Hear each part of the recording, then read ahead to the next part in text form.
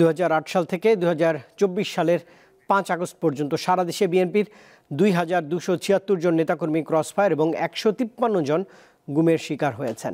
আন্তর্জাতিক অপরাধ ট্রাইব্যুনালে এমন অভিযোগ দায়ের করেছে বিএনপি।